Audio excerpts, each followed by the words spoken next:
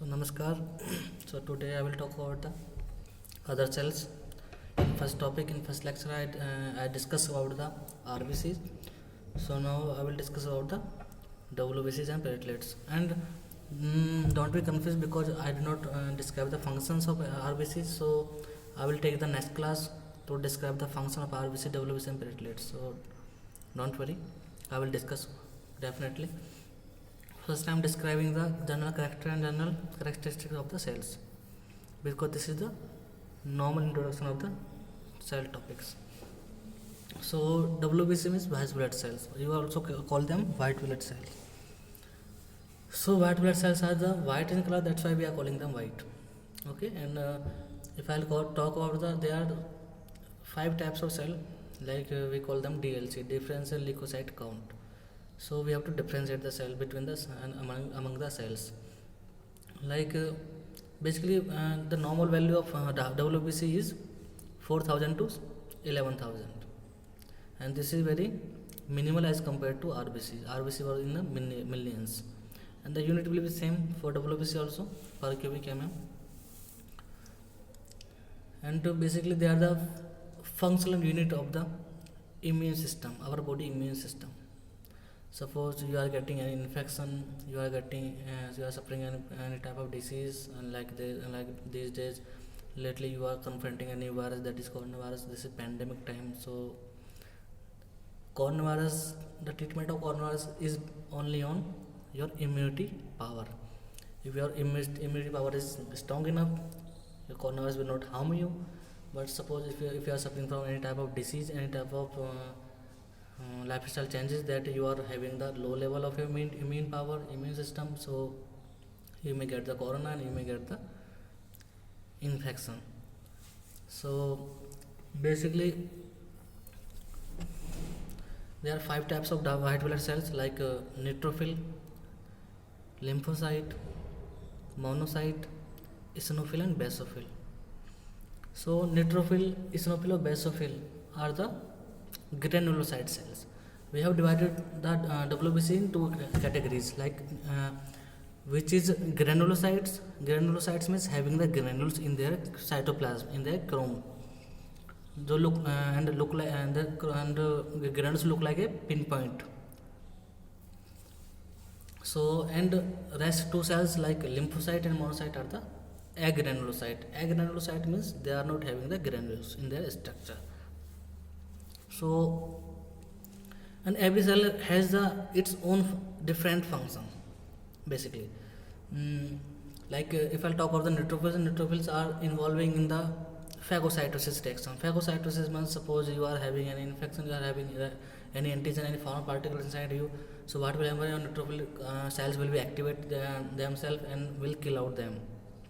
So this condition is called phagocytosis. So there are so many types of cells also which involve in the phagocytosis, like monocyte also, phagocytic cells, and basophil also.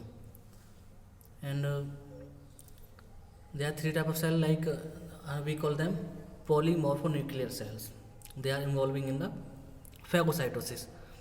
So phagocytosis is a process by which we have to kill them the antigens and the any type of foreign particles which are entering inside us and are trying to giving us the infection or any type of disease. And every cell has its own function, as I recited. So these 3 type of cells basically involved in the phagocytic function. So openly about the function I'll tell you then in the next class. So and I'll talk about the lymphocyte and lymphocyte and lymphocyte and eosinophil. So lymphocyte are the 2 type cell, like T cells and B cell. So T cells mean we are calling them T cell because they are originating in the thymus. So thymus is starting from the T. So T word means we have given the name T. So that's why we are calling them T cells. And if I'll talk about the B cells, so we are calling them B cell because they are originating in the bone marrow. So bone marrow is starting from the B. So that's why we have two to segregate and to identify the cells, we are giving the name like T cell and B cell. So there is a also separate function of T cell and B cells. Like T cell, whenever you are getting the intercellular any antigen, any foreign particles inside you, so your T cell will be activated and will kill them by dividing into so many subgroups like helper cell, regulatory cell, cytokines, interleukins, tumor necrosis factor, and they are the T subtypes of T cells. And every subtype of T cell has its own function also. So in immunity, in immunology, you will read and you will see the T cell and B cell. And if suppose you are getting any extracellular infection or antigen, so what will happen? Your B cell will be activate their cell, and by activating themselves, they will be further converted into the plasma cells, and plasma cell further converted into the antibodies. And which type of antibody will be formed, it's depend on the type of nature of the antigen, because there are 5 type of antibody like IgA, IgM, IgD, IgG, and IgE. So every antibody has its own function, and so which type of antibody will form inside you, it's also depend on the nature of the antigen. Like suppose you are getting any pyogenic infection and any type of so you will, first what will happen, your IgM antibody will activate, and after some time what happens, your IgM antibody will be replaced by the IgG antibodies in chronic conditions.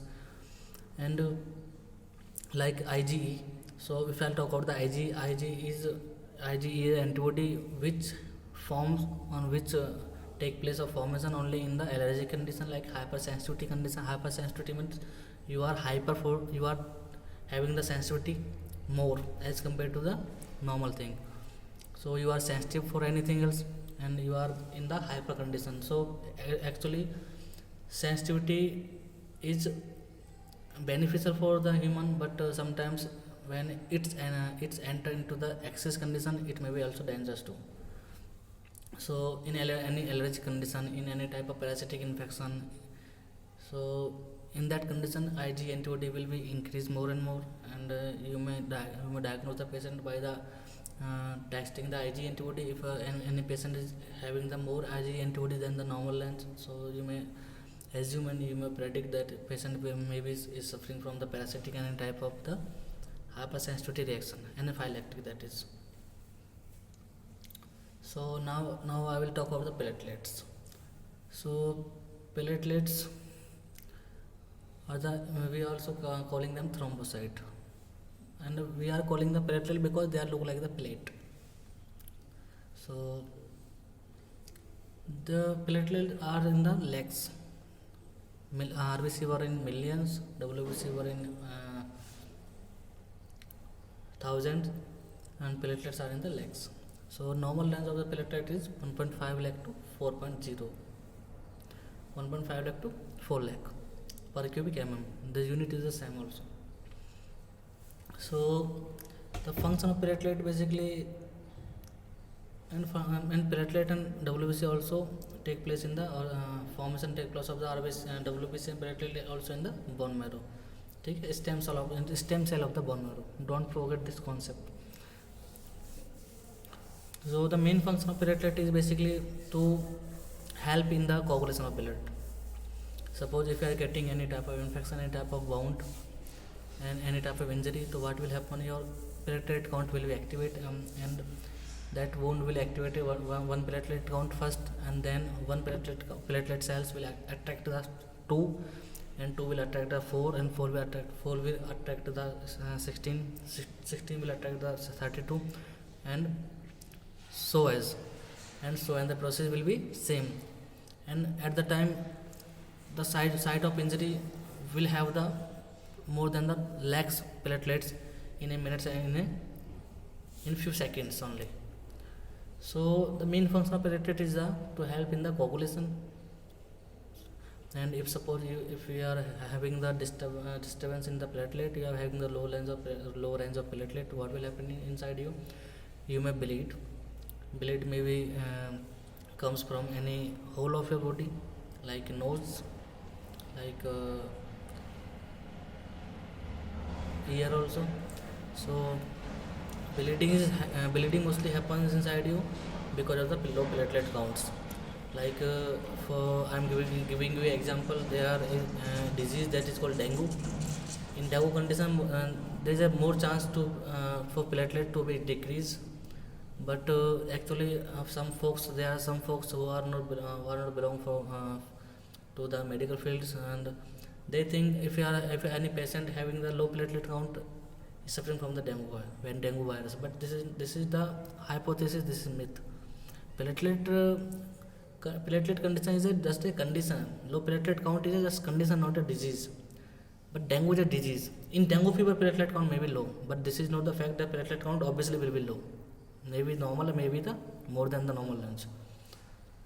So you don't be confused with this terminology. Then, if you have heard so many times in your home, in your house, and nearby your surroundings, and your home from your home is that there is a low platelet count of that boy, of that girl, of that patient, and he has the dengue.